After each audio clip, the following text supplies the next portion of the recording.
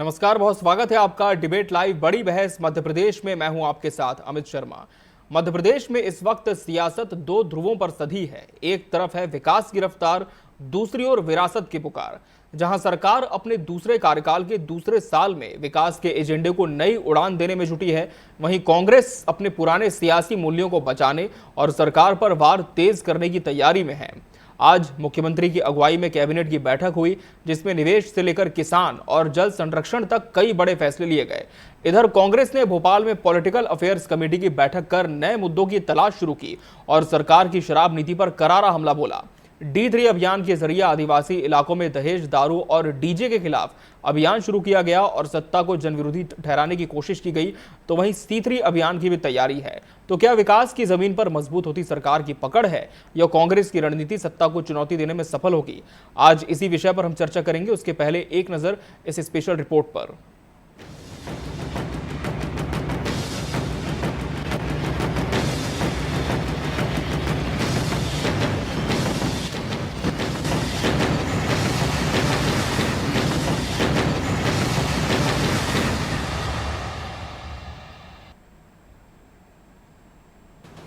Cabinet की बैठक में अहम फैसले लिए गए, जिसमें निवेश, रोजगार, किसान और पर्यावरण को लेकर बड़े फैसले शामिल हैं। कैबिनेट में खास, मध्य प्रदेश बना चीता प्रेम का प्रतीक। चीता रिलोकेशन पर कैबिनेट में चर्चा। ग्वालियर को मिला बड़ा मौका, बनेगा पहला टेलीकॉम मैन्युफैक्चरिंग जोन। राज्य सरकार ने दी सहमति, आएंगे 12,000 करोड़ के निवेश, मिलेंगे 5,000 से अधिक रोजगार। 5 मई तक उपार्जन लक्ष्य तय, होगा 60 लाख टन गेहूं उपार्जन। किसानों को मिले 10,562 करोड़। सीएम ने दिए पर्याप्त पेयजल के निर्देश, गर्मी में समीक्षा हो नियमित। जल गंगा संरक्षण पर भी चर्चा, जल स्रोतों को बचाने पर फोकस। 27 अप्रैल को मध्य प्रदेश टेक कॉन्क्लेव, इंदौर में होगा बड़ा आयोजन। 500 से ज्यादा आईटी कंपनियां शामिल। आईटी निवेश बढ़ाना सरकार की मंशा। ट्रांसफर पॉलिसी 1 से 31 मई। टाइगर बफर जोन में 145 करोड़। अहम विकास कार्यों को कैबिनेट की मंजूरी। आज मुख्यमंत्री डॉक्टर मोहन यादव जी की अध्यक्षता में कैबिनेट की बैठक संपन्न हुई है। पिछले दिनों गांधी सागर अभयारण्य में 2 चीतों के पुनर्स्थापन का बहुत ही सफल प्रयोग हुआ है, जिसकी राष्ट्रीय एवं अंतर्राष्ट्रीय स्तर पर चीता रिलोकेशन में मध्य प्रदेश ने जो कार्य किया है उसकी प्रशंसा हो रही है। ग्वालियर में देश का पहला टेलीकॉम मैन्युफैक्चरिंग जोन बन सके, इसके लिए राज्य शासन ने अपनी सहमति भारत सरकार को भेज दी है। गेहूं उपार्जन 50 लाख मीट्रिक टन हो चुका है। 2600 रुपये में किसानों ने बहुत बढ़ चढ़ के और बड़ी प्रसन्नता के साथ अपनी उपज को खरीदी केंद्रों में पहुंचाया है। किसानों के खातों में 10,562 करोड़ से अधिक की राशि भेजी जा चुकी है। 27 अप्रैल को इंदौर में एमपी टेक कॉन्क्लेव इंदौर में आयोजित होने जा रही है, ब्रिलियंट कन्वेंशन सेंटर में, जिसमें 500 से अधिक टेक्नोलॉजी कंपनी की सहभागिता होगी। आईटी के सेक्टर में जो कॉन्क्लेव होगा ये बहुत ही मील का पत्थर साबित होगा। अगली कैबिनेट तक ट्रांसफर पॉलिसी पे भी हम कुछ काम करें। मैं उम्मीद करूंगा कि जिस प्रकार से हमने अपने अधिकारी कर्मचारियों के लिए भी हित की बात कही है, अलग अलग उनके वेतन भत्ते सभी प्रकार के पेंडिंग कामों को निराकरण की दिशा में बात की है। खास करके टेलीकॉम इंडस्ट्री को बढ़ावा देते हुए आईटी और सबको जोड़ करके ग्वालियर मैन्युफैक्चरिंग का हब बने, इस दिशा में बड़े पैमाने पर लोगों को रोजगार मिले। इसलिए 27 तारीख के आईटी इनक्लेव के लिए भी तैयारी चल रही है और हमारे अपने राज्य के अंदर जबलपुर, ग्वालियर इन सेक्टर में भी इसका बड़ा महत्व का एक केंद्र स्थापित हो। गांधी सागर में छोड़े गए चीते अपने लिए धीरे धीरे वो उस नए घर के अभ्यस्त होते जा रहे हैं। मुझे जो जानकारी दी गई है, सभी प्रकार से उनकी जगह के दौरान उनने अपना अवलोकन भी कर लिया और उनको जगह मुफीद भी हो गई, पसंद भी आ गई है। इधर कांग्रेस भी अपनी रणनीति और मुद्दों की धार तेज कर रही है। कांग्रेस ऑफिस में आज दिग्गज नेताओं की मौजूदगी में सियासी रणनीति बनी। इससे पहले प्रेस कॉन्फ्रेंस में D3 कैंपेन का ऐलान किया गया और शराब नीति को लेकर सरकार को घेरा गया। C3 यानी क्राइम, करप्शन, कर्ज और अब D3 यानी दहेज, दारू और डीजे के खिलाफ अभियान। कांग्रेस का आरोप है कि आदिवासी इलाकों को शराब का अड्डा बना दिया गया है। देखिए, ये D3 मुहिम बड़ी अनोखी मुहिम है और सबसे बड़ी बात है समाज इसके लिए आगे आया है। चाहे वो दहेज की विसंगति हो, चाहे दारू की विसंगति हो, चाहे डीजे की विसंगति हो, क्योंकि डीजे के चक्कर में हमारा जो पारंपरिक ढोल है, नगाड़ा है, जो हमारे नृत्य हैं, वो पूरी तरह से खत्म हो रहे थे। तो इसको लेकर ये मुहिम 6-7 महीने से चल रही है और इसका जो असर है आज दिखने लगा है। झाबुआ, अलीराजपुर, रतलाम को एक गेटवे की तरह उपयोग करा जा रहा है और बड़े बड़े 20,000 करोड़ का पूरा ये जो धंधा चल रहा है, इससे हमारे समाज को बदनाम करने का ये षड्यंत्र है। एक गठजोड़ चल रहा है सरकार और ठेकेदारों के बीच। इसको उजागर करने का भी काम करेंगे और शराब की दुकानों को बंद करने का भी हम लोग काम करेंगे। शराब तस्करी, महंगे ठेके, नकली होलोग्राम, कांग्रेस ने कई सवाल उठाए हैं। साथ ही शराबबंदी की मांग फिर तेज की गई। तो सवाल ये है कि क्या विकास की बुनियाद पर खड़ी है सरकार की नई इमारत, या कांग्रेस के मुद्दों में है ऐसा वार जो सत्ता की दीवारें हिला दे? विकास की तेज रफ्तार या विरासत की वापसी? राजनीति की ये लड़ाई अब जनता की अदालत में है। प्रिंस गुप्ता के साथ अतुल पाठक, टीवी 24, भोपाल।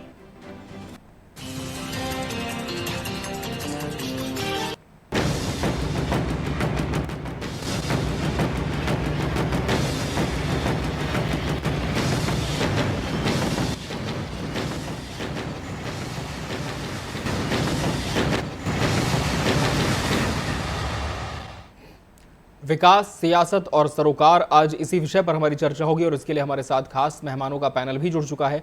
हमारे साथ भाजपा प्रदेश प्रवक्ता बृजगोपाल लोया जी जुड़े हैं। बृजगोपाल जी, बहुत स्वागत है आपका इस चर्चा में।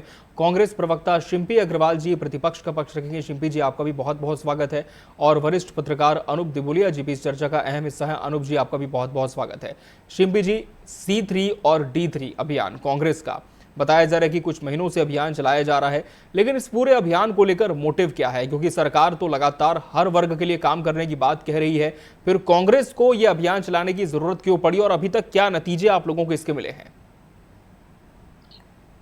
देखिए, कांग्रेस पार्टी, प्रिंस जी, हाल ही में आज हमारे जो राष्ट्रीय प्रवक्ता हैं विक्रांत भूरिया जी ने, उन्होंने आज इस D3 और C3 पर प्रेस कॉन्फ्रेंस करी है। तो ये जो जन जागरण अभियान है अब कांग्रेस का शुरू होगा। और C3 और D3 अभियान पर बात करने से पहले इसको समझने की बहुत आवश्यकता है कि मध्य प्रदेश के जो आदिवासी अंचल हैं, जैसे झाबुआ है, अलीराजपुर है, धार है, रतलाम है, जो गुजरात और महाराष्ट्र की सीमा से लगे हुए जिले हैं, ये पूर्णतः आदिवासी जिले हैं। और आदिवासी जो होते हैं वो आप भी जानते हैं कि ताड़ी और महुआ पर ज्यादा निर्भर रहते हैं। तो ऐसे आदिवासी अंचलों में अगर विदेशी शराब के ठेके हैं, वहां पर शराब के ठेकों की नीलामी होती है, 13-13 करोड़ के शराब के ठेकों की नीलामी होती है। तो हमारा सरकार से ये सीधा प्रश्न है कि आदिवासी अंचलों में विदेशी शराब की दुकानों की आवश्यकता क्या है? हमें पता नहीं है, लेकिन हम सिर्फ ये प्रश्न उठाना चाह रहे हैं। क्या ये अवैध शराब तस्करी के सेफ कॉरिडोर्स बने हुए हैं मध्य प्रदेश की शराब माफिया के लिए? आपको पता होगा अभी पिछले हफ्ते भी जोबट में 1 करोड़ रुपए की अवैध शराब पकड़ी जाती है। तो क्यों यहाँ पर ये शराब के ठेके संचालित हो रहे हैं? जो अपने आप को स्वघोषित हिंदू पार्टी कहती है भारतीय जनता पार्टी, वो आदिवासी अंचलों में क्या आस्था और संस्कृति को संरक्षित कर नहीं रखना चाहती है? क्यों वो वहां पर आदिवासियों के बीच में इस विदेशी शराब के ठेकों को प्रमोट करती है?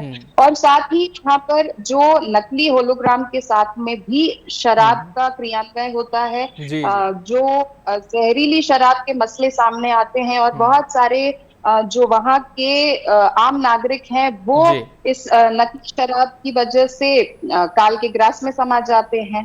तो यही सारा हमारा अभियान है जिसको लेकर हमारे राष्ट्रीय अध्यक्ष आदिवासी कांग्रेस के विक्रांत भूरिया जी एक अभियान के साथ आ रहे हैं, जो आदिवासी अंचलों में हमारी संस्कृति, आस्था और साथ ही हमारे आदिवासियों को संरक्षित करने की एक मुहिम है। बृजगोपाल लोया जी, एक तरफ कैबिनेट के लगातार फैसले सामने आते हैं, आज भी कई बड़े फैसले सामने आए हैं, दूसरी तरफ कांग्रेस के ये 2 अभियान, क्या माना जाए कि कोई कमी हो पा रही है सरकार की तरफ से? फैसलों में वो बात नहीं झलक पा रही जिसकी वजह से कांग्रेस को ये अभियान चलाने पड़ रहे हैं प्रदेश में? नहीं, देखिए, भारतीय जनता पार्टी की डॉक्टर मोहन यादव जी की सरकार मध्य प्रदेश के विकास के लिए और जनता के कल्याण के लिए समर्पित है। ये वो सत्य है जिसे कांग्रेस भी जानती है और मध्य प्रदेश का आम जनमानस भी जानता है।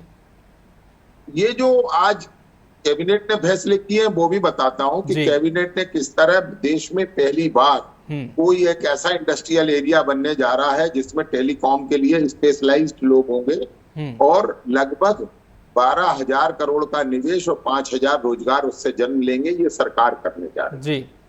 प्रश्न कांग्रेस पार्टी और विक्रांत भूरिया जी ने जो किया है, तो एक बात मैं सर्वप्रथम कह दूं, जी। जन जागरण का कोई भी अभियान जो जनता के कल्याण के लिए है, उनके उत्थान के लिए है, उनकी बेहतरी के लिए है, जी। इन सबका स्वागत होना चाहिए, करने वाला कोई भी हो, मगर ये स्वागत योग्य कदम है। परंतु जी।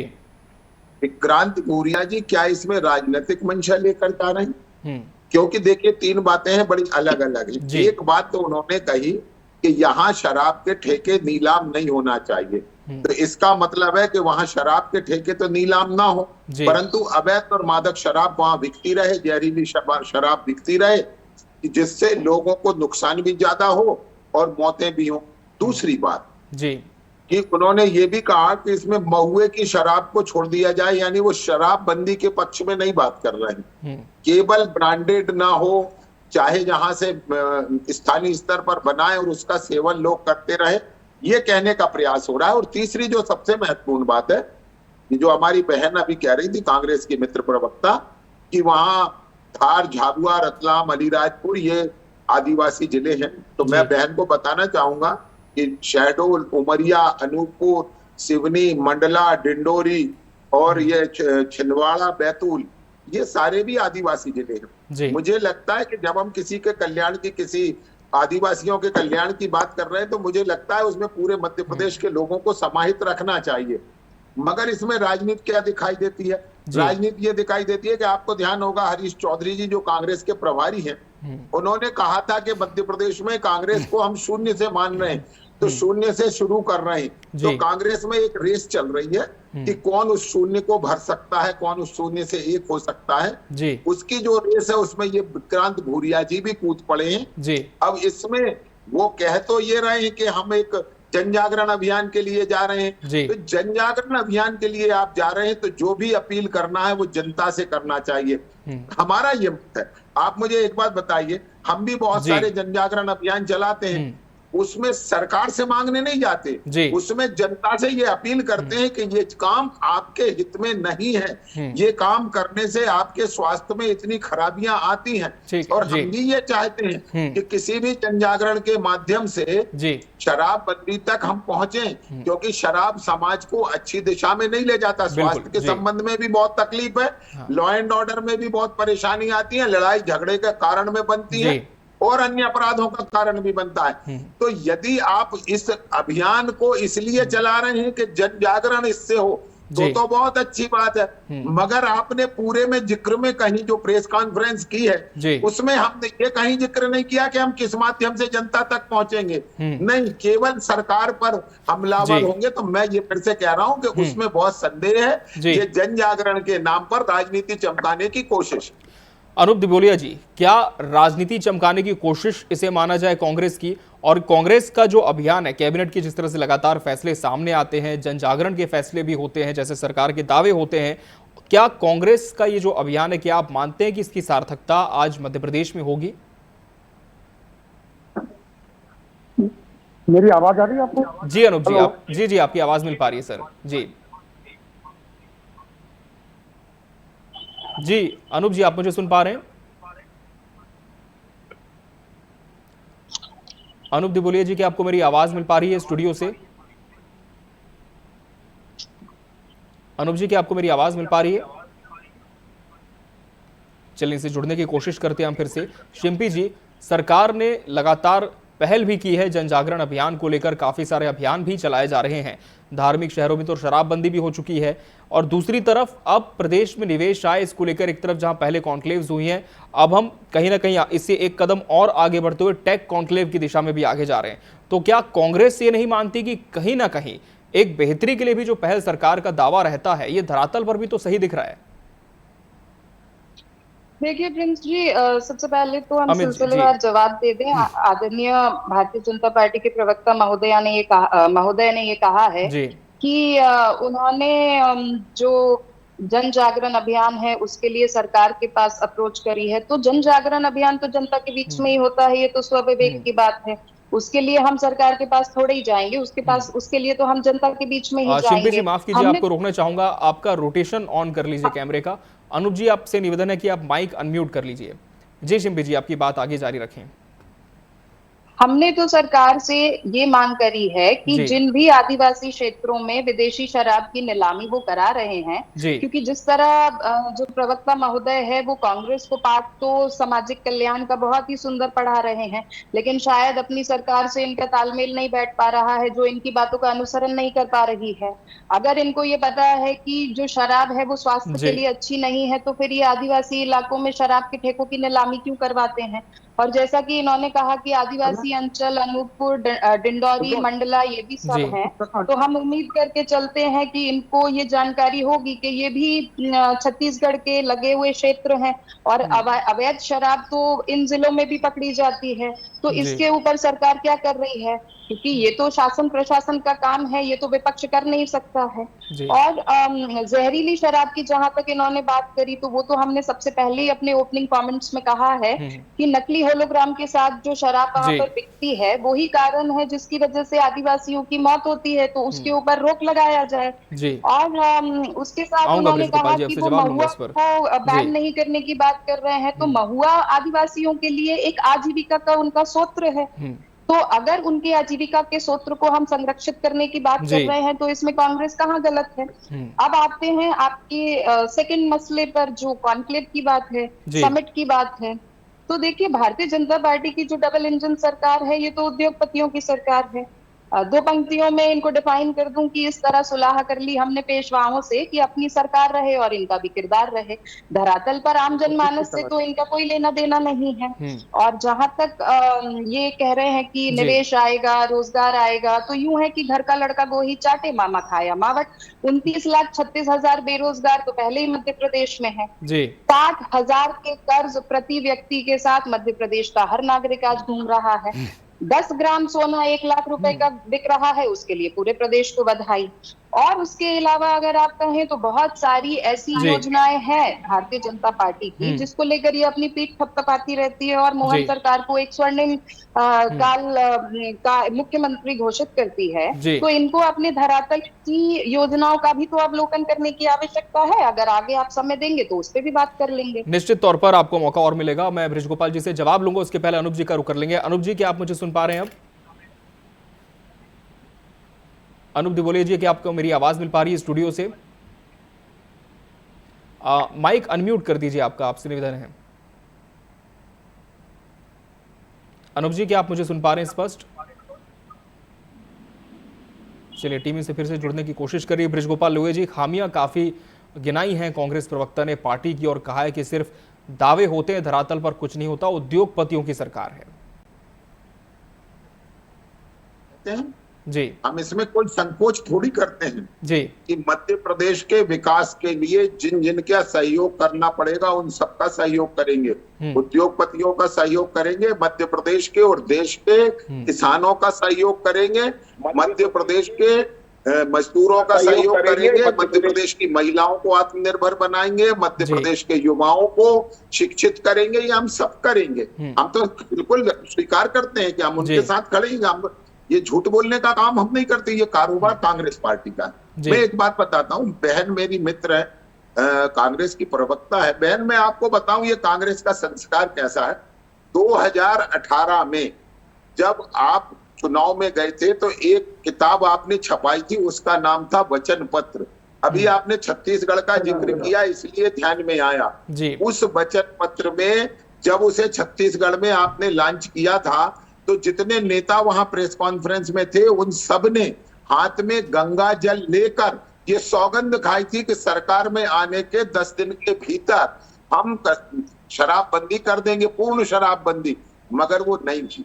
ये देखिएगा आप, आपका चाल चरित्र चेहरा पूरी दुनिया जानती है, कोई किसी से छुपा हुआ नहीं है। आप जब विपक्ष में होते हैं तो आपके मुद्दे अलग होते हैं। और आपको याद होगा कि पृथक से शराब दुकानें खुलवाने का काम कर रहे थे कमलनाथ जी महिलाओं के लिए। जब आप सरकार में आए थे तब। आज आप क्या मांग करते हैं वो जनता इसलिए नहीं करती है कि आप जब थे तो आपने डिलीवर क्या किया था। और पड़ोस के राज्य राजस्थान की भी चर्चा कर लेते हैं, वहां भी 2018 से 23 तक कांग्रेस की सरकार थी।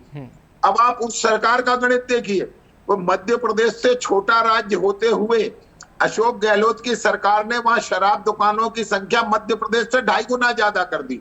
उसको अब हम घटाने का काम कर रहे हैं। तो ये जहां जहां सरकार में होते हैं वहां की भाषा अलग होती है। अब एक बात और कहता हूं, मध्य प्रदेश के विकास का संकल्प हमारा सपना है, आपका नहीं था। आपके काल में तो मध्य प्रदेश में नहीं मालूम होगा तो मैं आपको बता देता हूं, 2900 मेगावाट बिजली का उत्पादन हुआ करता था। अंधकार में डूबा मध्य प्रदेश था। मध्य प्रदेश में गड्ढा युक्त कुल 90,000 किलोमीटर सड़कें थी, आज शानदार 5.5 लाख किलोमीटर सड़कें हैं। पेयजल का कोई सुविधा नहीं थी मध्य प्रदेश में। ये सब हमने किया है, मगर हम ये नहीं मानते हैं कि ये काम पूर्ण हो गया है। मध्य प्रदेश में एक भी स्वास्थ्य योजना कांग्रेस की सरकारों तक नहीं थी। मेरा ये मानना है कि जो भी आप मोटिव सेट करें उसको स्पष्ट करें, उसको आवरण में ढकने की कोशिश ना करें। ये कभी ना करें कि शराबबंदी के नाम पर जाएंगे मगर शराब की ब्लैकमेलिंग करेंगे। यदि आज कहीं किसी जिले में शराबबंदी हो गई तो ये उसी काम में लग जाएंगे जिसकी आज ये चर्चा कर रहे हैं। तो हमारा ये कहना है कि जो मानक शराब है, जब तक हम शराबबंदी तक नहीं जा रहे हैं तब तक मानक शराब की बिक्री हो, उस शराब की बिक्री हो जिसके विषय में सरकार ये कह सके कि इसमें कोई ऐसा रसायन नहीं है जिसके पीने से व्यक्ति की मृत्यु हो। नहीं तो कितनी मौतें हुई हैं मिथाइल अल्कोहल से, ये मध्य प्रदेश को भी मालूम है, देश भी जानता है। और एक बात और कहता हूं, जिन जिन राज्यों ने शराबबंदी की ओर गए हैं वहां के हालात अच्छे नहीं है। मैं गुजरात का भी जिक्र करना चाहता हूं। मैं फिर से कहता हूं, कुछ बातें राजनीति से हटकर होनी चाहिए, दलीय आस्था से बाहर होनी चाहिए। गुजरात में नकली शराब से मरने वालों की संख्या सर्वाधिक है। यदि वो सर्वाधिक है तो क्यों है? क्योंकि वहां अमानक शराब बिक रही है। वहां तो शराबबंदी है पिछले 70 वर्षों से। 70 वर्षों से जिस राज्य में शराबबंदी है उसमें सर्वाधिक मौतें शराब से हो रही हैं। फिर दूसरा उदाहरण हमारे सामने बिहार का है। बिहार में क्या हुआ शराबबंदी के बाद? तो देखिए, शराब एक ऐसा विषय है कि जिसमें ये जो कहते हैं तब बहुत अच्छा लगता है, मगर ये जहां जहां सरकार में है उसमें से एक आध राज्य के एक आध जिले में अगर ये बंद कर देंगे तो मैं बड़ी जिम्मेवारी से कहता हूं मध्य प्रदेश की सरकार, दिल्ली की केंद्र की सरकार सब इस पर विचार करेंगे। मगर पर उपदेश कुशल बहु तेरे जे आचरहि ते नर न घनेरे। तो ये उपदेश देना बंद करिए, काम करके दिखाइए। आज भी देश की 3 राज्यों में आपकी सरकार है। चलिए, मोटिव पर बात हुई है, कांग्रेस का मोटिव स्पष्ट ये कह रही है बीजेपी, इस पर मैं जवाब लूंगा। अनूप जी, की आप मुझे सुन पा रहे हैं तो जरूर आप अपनी बात रखें कि एक तरफ सरकार के कैबिनेट के फैसले और दूसरी तरफ कांग्रेस के 2 बड़े अभियान, लेकिन क्या आप मानते हैं कि सरकार के फैसलों को कांग्रेस के जो ये अभियान है वो चुनौती दे सकते हैं? कितनी सार्थकता प्रदेश में इन अभियानों की देखते हैं? निश्चित रूप से देखिएगा, मैं आपको एक बात बता देना चाहता हूँ। मेरी आवाज आ रही है आपको? जी जी, आपकी आवाज आ रही है सर। देखिएगा, क्या है, भाजपा लगातार पिछले 21 साल से मध्य प्रदेश की सत्ता पर काबू है। लेकिन कमलनाथ सरकार के कार्यकाल के 1.25 साल छोड़ दिए जाए, 15 महीने, तो 19 साल लगभग 9 महीने करीब भाजपा शासनकाल के होते हैं। जहां तक तुलनात्मक दृष्टिकोण की बात करें, राजनीतिक धरातल, राजनीति के यथार्थ धरातल पर जाकर देखते हैं तो कांग्रेस को निश्चित रूप से ये सोचना पड़ेगा कि भाजपा के रणनीति का मुकाबला करने के लिए तो निश्चित रूप से बड़ी रणनीतिक राजनीतिक कदम उठाने पड़ेंगे, जिसमें कांग्रेस लगातार कहीं ना कहीं असफल सिद्ध होती देख रही है बनस्पत भाजपा के रणनीति से। भाजपा की जहां तक अपन केडर बेस्ड पार्टी की बात करते हैं तो कांग्रेस का केडर बेस्ड जो है ग्राउंड नेटवर्क जो है, कांग्रेस का कार्यकर्ता वाला जो नेटवर्क है वो नेटवर्क लगातार कांग्रेस का कम होता जा रहा है। तो पहले कांग्रेस को इस क्षेत्र में काम करना पड़ेगा, अपना जनाधार, अपने यथार्थ के धरातल की ओर जाकर ये देखना पड़ेगा। उसके बाद कांग्रेस को कोई बड़ी, राहुल गांधी जी की भारत जोड़ो यात्रा के बाद से कई राज्यों के चुनाव हुए, आपने देखा होगा।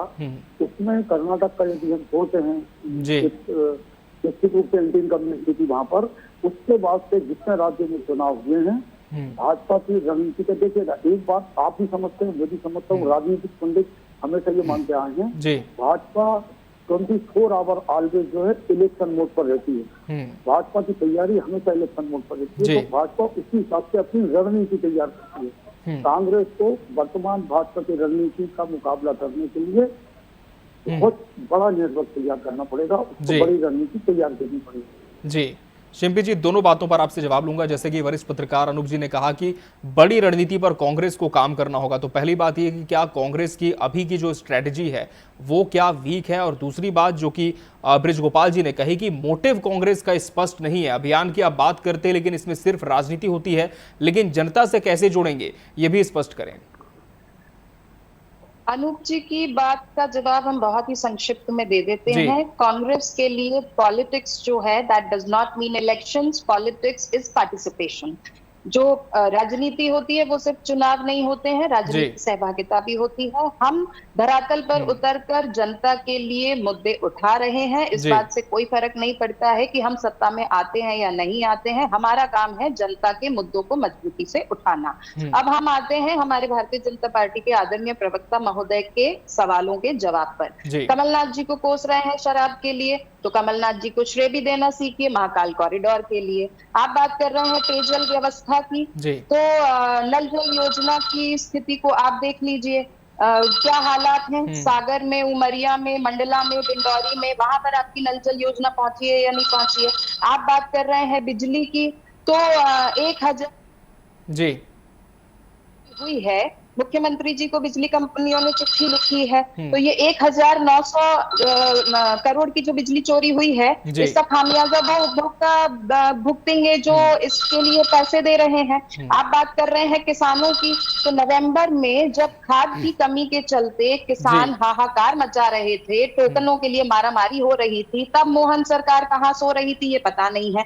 ये युवाओं को शिक्षित करने की बात कर रहे हैं, तो शिक्षा का तो इतना मजेदार वाकया निकल कर आता है अभी हाल ही में नर्मदापुरम में, जहां पर एक विश्वविद्यालय में छात्रों की कॉपियां एक चपरासी जांच रहा है। तो ये तो बहुत ही वर्ल्ड क्लास क्वालिटी एजुकेशन हमारे बच्चों को दे रहे हैं। ये बात कर रहे हैं महिलाओं की, तो लाडली बहना योजना के 3000 रुपए आप कब दे रहे हैं, आप इस पे बता दीजिए। आप बात कर रहे हैं चुनावी घोषणा पत्र की, तो वायदे तो आपने भी बहुत किए थे, मोदी जी की गारंटी कहाँ हवा हवाई हो गई इसका हमें कोई पता नहीं है। और आप बात करते हैं उसके अलावा स्वास्थ्य योजना की, तो स्वास्थ्य योजना का तो मध्य प्रदेश में ये हाल है कि आपने कितने झोला छाप डॉक्टरों के ऊपर लगाम कस दी, जिनके चलते आज अभी कुछ दिन पहले का ये केस है जहां पर 7 लोग बैकुंठ पधार गए ये झोला छाप डॉक्टरों के चलते। स्थिति इतनी बुरी है कि जिला चिकित्सालयों में या मेडिकल कॉलेज में आम आदमी के लिए एक शव वाहन तक उपलब्ध नहीं है। उन्हें अपने मृत पिता को या अपने मृत बच्चे को कंधे पे लाद के लेकर जाना पड़ता है। दूसरी बात अभी जबलपुर की जो सामने आई है सुभाष चंद्र मेडिकल कॉलेज की, आपने 2016 में 84 करोड़ रुपए आवंटित किए स्वास्थ्य विभाग ने कैंसर ट्रीटमेंट के इंस्ट्रूमेंट्स खरीदने के लिए। आज 9 साल हो चुके हैं लेकिन वो इंस्ट्रूमेंट्स आज तक नहीं खरीदे गए हैं।